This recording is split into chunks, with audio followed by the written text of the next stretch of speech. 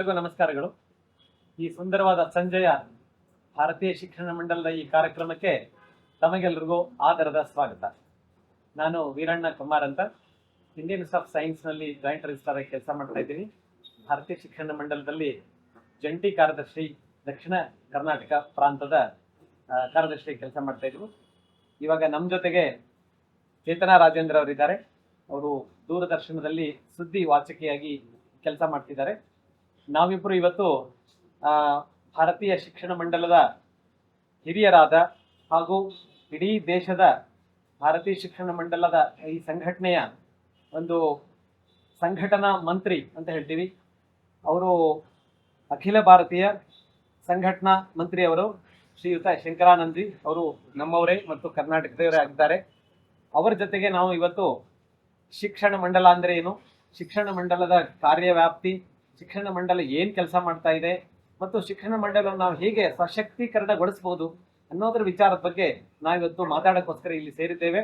ನಿಮಗೆಲ್ಲರಿಗೂ ಮತ್ತು ಮಾನ್ಯ ಶಂಕರಾನಂದ್ ಜಿ ಅವರಿಗೆ ನಾನು ಮತ್ತೊಮ್ಮೆ ಹೃತ್ಪೂರ್ವಕವಾದ ಸ್ವಾಗತವನ್ನು ಕೋರ್ತಾ ಈ ಕಾರ್ಯಕ್ರಮವನ್ನು ಮುಂದುವರಿಸಬೇಕು ಅಂತ ಚೇತನ ಅವರಲ್ಲಿ ಕೇಳ್ಕೊಡ್ತೀನಿ.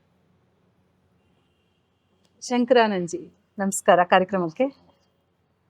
ಈಗ ನೀವು ಭಾರತೀಯ ಶಿಕ್ಷಣ ಮಂಡಲದಲ್ಲಿ ಅತಿ ದೊಡ್ಡ ಜವಾಬ್ದಾರಿಯನ್ನ ಹೊತ್ತಿದ್ದೀರಾ. ಯಾಕೆಂದ್ರೆ ರಾಷ್ಟ್ರೀಯ ಸಂಘಟನೆಯನ್ನ ಮಾಡಬೇಕಾಗಿರುವಂಥದ್ದು. ರಾಷ್ಟ್ರೀಯ ಸಂಘಟನೆ ಯಾವುದರಲ್ಲಿ? ಶಿಕ್ಷಣ ಕ್ಷೇತ್ರದಲ್ಲಿ. ಆ ರಾಷ್ಟ್ರೀಯ ಸಂಘಟನೆಯ ಜವಾಬ್ದಾರಿಯನ್ನ ನೀವು ಹೊತ್ತಿದ್ದೀರಾ ಭಾರತೀಯ ಶಿಕ್ಷಣ ಮಂಡಲದ.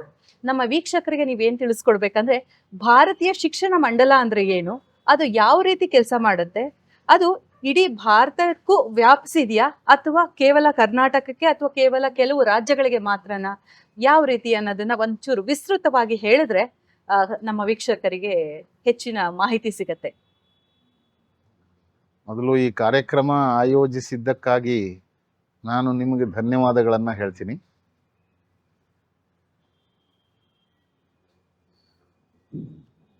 ಎಲ್ಲರಿಗೂ ತುಂಬ ಚೆನ್ನಾಗಿ ಗೊತ್ತಿರತಕ್ಕಂಥ ವಿಷಯ ಏನು ಅಂತಂದರೆ, ಇವತ್ತಿನ ಶಿಕ್ಷಣ ವ್ಯವಸ್ಥೆಯಿಂದ ಯಾರೂ ಸಂತೃಪ್ತರಿಲ್ಲ. ವಿದ್ಯಾರ್ಥಿಗಳು ಖುಷಿಯಿಂದ ಇದ್ದಾರಾ? ಇಲ್ಲ. ಶಿಕ್ಷಕರು ಖುಷಿಯಿಂದ ಇದ್ದಾರಾ? ಇಲ್ಲ.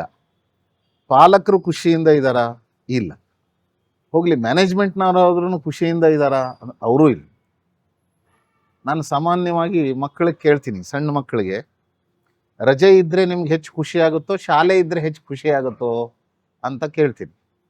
ಅವಾಗ ಮಕ್ಕಳು ಯೋಚನೆ ಮಾಡದೇನೆ ಉತ್ತರ ಕೊಡ್ತಾರೆ ತಕ್ಷಣ, ರಜೆ ಇದ್ದರೆ ಹೆಚ್ಚು ಖುಷಿ ಆಗುತ್ತೆ. ಅಂದರೆ ರಜೆ ಇದ್ದರೆ, ಶಾಲೆ ಇದ್ರೂ ಖುಷಿ ಆಗುತ್ತೆ ಅಂತ ಹೇಳೋ ಮಕ್ಕಳು ಇದ್ದಾರೆ. ಆದರೆ ಹೆಚ್ಚು ಜನ ಹೇಳೋದು ರಜೆ ಇದ್ದರೆ ಖುಷಿ ಆಗುತ್ತೆ ಅಂತ ಒಂದು.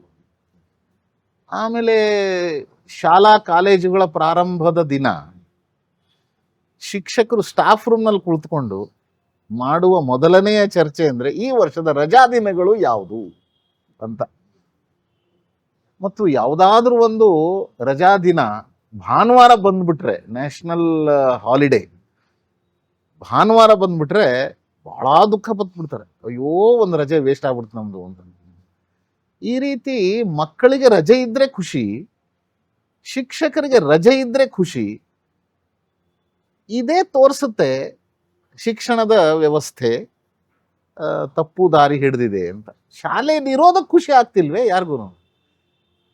ಅದಕ್ಕಾಗಿ ಈ ಶಿಕ್ಷಣ ವ್ಯವಸ್ಥೆಯನ್ನು ಬದಲಾಯಿಸಬೇಕು ಅನ್ನೋದು ಭಾರತೀಯ ಶಿಕ್ಷಣ ಮಂಡಲದ ಉದ್ದೇಶ. ಬದಲಾಯಿಸಬೇಕು ಅಂದರೆ ಎಲ್ಲಿ ತಪ್ಪಿದೆ ಅನ್ನೋದು ನಮಗೆ ಗೊತ್ತಿರಬೇಕು. ಆ ತಪ್ಪು ಎಲ್ಲಿದೆ ಅಂತ ಗೊತ್ತಾದರೆ ಬದಲಾಯಿಸೋದು ಹೇಗೆ ಅನ್ನೋದು ಗೊತ್ತಾಗುತ್ತೆ. ಶಿಕ್ಷಣದಲ್ಲಿ 4 ಸ್ತಂಭಗಳಿದೆ, ಆಧಾರ ಸ್ತಂಭಗಳು 4 ಶಿಕ್ಷಣದಲ್ಲಿ. ಮೊದಲನೇದು ಶಿಕ್ಷಣದ ಉದ್ದೇಶ, ಎರಡನೇದು ಶಿಕ್ಷಣದ ನೀತಿ, ಮೂರನೇದು ಪಠ್ಯಕ್ರಮ, ನಾಲ್ಕನೇದು ಶಿಕ್ಷಣ ಪ್ರವಿಧಿ ಅಂದರೆ ಪೆಡಗೋಜಿ ಅಂತ ಇಂಗ್ಲಿಷ್ನಲ್ಲಿ ಒಂದು ಶಬ್ದ ಇದೆ. ಈ 4 ಶಿಕ್ಷಣದ ಆಧಾರ ಸ್ತಂಭಗಳು.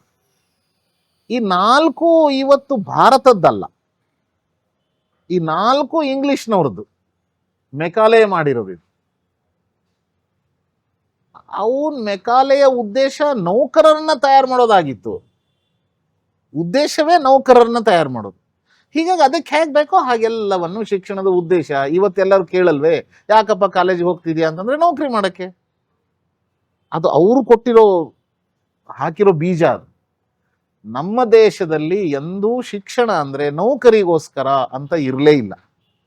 ಅದು ಸೆಕೆಂಡರಿ. ಅದು ಅದಕ್ಕೋಸ್ಕರ ಶಿಕ್ಷಣದ ಉದ್ದೇಶ ಬದಲಾಗಬೇಕು, ನೀತಿಯೂ ಬದಲಾಗಬೇಕು. ರಾಷ್ಟ್ರೀಯ ಶಿಕ್ಷಣ ನೀತಿ 2020 ಅನ್ನೋದನ್ನ ಭಾರತದ ಸರ್ಕಾರ ಅದನ್ನ ಜಾರಿಗೆ ತಂದಿದೆ. 5ನೇ ವರ್ಷ, ಇವತ್ತು 5ನೇ ವರ್ಷದ ಆಚರಣೆ ದಿಲ್ಲಿನಲ್ಲಿ ನಡೀತಾ ಇದೆ. ಅದು ಬಹಳ ಒಂದು ಸುಂದರವಾದಂತಹ ಭಾರತದ ಚಿಂತನೆಯಿಂದ ಹುಟ್ಟಿರ್ತಕ್ಕಂತಹ ನೀತಿ. ಅದು ಪಠ್ಯಕ್ರಮನೂ ಬದಲಾಯಿಸಬೇಕು ಮತ್ತು ಪ್ರವಿಧಿಯನ್ನು ಬದಲಾಯಿಸಬೇಕು. ಈ 4 ಕೆಲಸಗಳನ್ನ ಭಾರತಕ್ಕೆ ಅನುಗುಣವಾಗಿ ಮಾಡಬೇಕು ಅನ್ನೋದು ಶಿಕ್ಷಣ ಮಂಡಲದ ಉದ್ದೇಶ.